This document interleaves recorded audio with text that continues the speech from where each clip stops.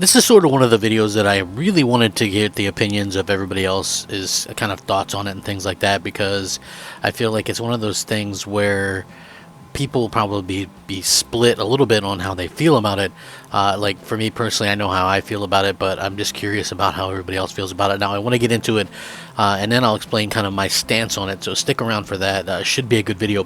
Hope everyone has a very good Easter. Should be a very good one. Hope you guys all spend good times with your families and all that kind of good stuff. Again, I appreciate each and every one of you if you guys like the videos and all that kind of stuff.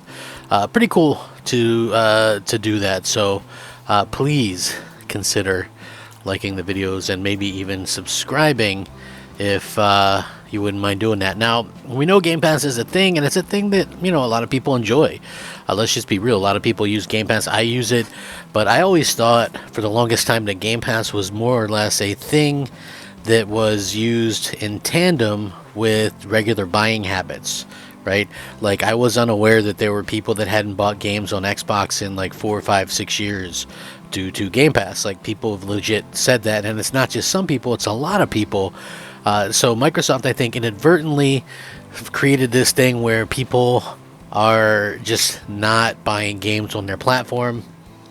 I had heard previously that, and this is from someone that I know for a fact knows what happened behind the scenes back in the day in 2016, 17 at Microsoft, and apparently, we all know the big driving force behind putting games on PC was because nobody on Xbox was buying the games. So, I heard from a very reliable person that at a dinner that the reason that there were no games when I was starting to complain back in like 2018, 2019 was because Microsoft had pretty much stopped making games, right? And I know people don't want to believe that. They don't want to think that that's true or whatever, but think about it this way, right? Microsoft got rid of all their studios except for 4. You had Forza Motorsport 7 come out in 2017, which was already in production, and then their next Forza Motorsport game didn't come out until 2023. So, a 6-year difference when they were usually putting out a game every other year. Microsoft told their studios to stop working. You don't believe me? Halo Infinite, for example, right? You think that game that we got was being worked on since 2015 when Halo 5 launched? No. They did work on the engine a little bit, modified it or whatever, but at the end of the day, they really started work on that in 2019. So they didn't decide to get back to work and work on games and stuff like that until after that particular point. And a big reason was because people weren't buying games. Now, believe me or not, I don't, it is what it is. But here's the issue with Game Pass now. So according to this, Game Pass deals have gone down in scope. So like the fun days are over, the party's over, like the indies and stuff like that. So Game Pass has proven to be a huge success clearly for Xbox and developers since its inception. But supposedly the gold rush is over for indie developers looking to achieve major funding deals from these kinds of services.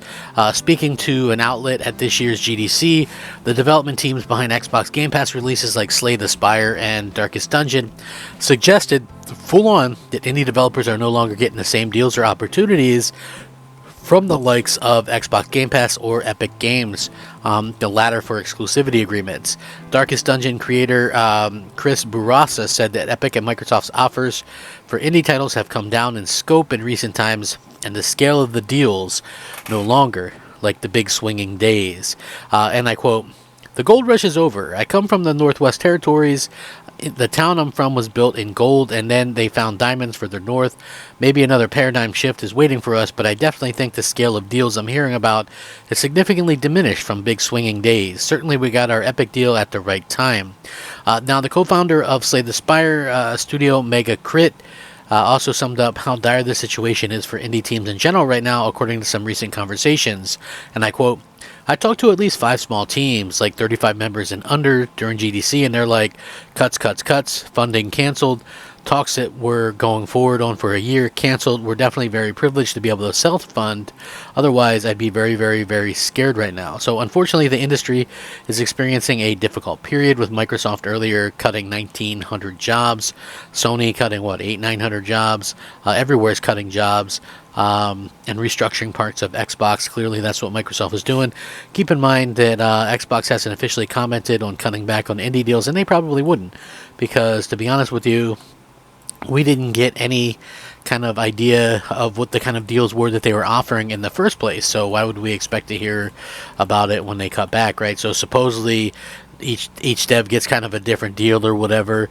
But I always kind of wondered, like, would Microsoft continue doing big third-party indies for day and date once they got like Activision, or is it like, you're gonna have enough of your own content? Does that save you money? I think it probably saves them money not to have the big third-party deals, because you just have your own content mostly in there. I mean, I think they're still going to do third-party stuff, but it's probably not going to be as big as before. So, or maybe they're winding down Game Pass. Like, I know that I probably mentioned this before in a video, but if you think about it, Microsoft had 12 million gold subscribers, and they got forced over to Game Pass Core, and they had at one point 25 million announced Game Pass subscribers. So if you add 25 plus 12, that's 37 million.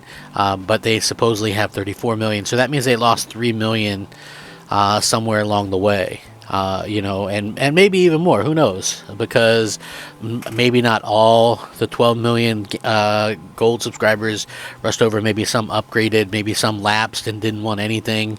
But anyway, there definitely does look to be like there has been some dropping of Game Pass subscribers, and I think Game Pass needed to be at something like 50 million subscribers now for it to be sustainable, right? Because you need probably about 50 million paying that $17 a month for it to be something that people kind of look up to and kind of make something. So, I think that could be the case. We'll see what happens, not too long from now. Like I said, Microsoft is some smart, but sometimes I think that they're not as smart as they think they are. So, for me personally, I think at the end of the day, they're going to have to get some things right. They're going to have to change some things. If they especially will have to change some things if they think that losing exclusives doesn't hurt their content in any way. Like, I don't understand how that can be, to be quite frank about it. I don't understand how that could be a thing. But I don't know. Maybe you guys feel differently. I always like checking out the comments. I don't always comment, but I like to check them out and see what you guys are thinking and what you guys are saying. So let me know down below. Like I said earlier, subscribe if you haven't already. I'm Crap Gamer. This has been Crap Gamer Reviews. Have a great, blessed holiday, and we will catch you next time. Rack 'em up. Crap Gamer out.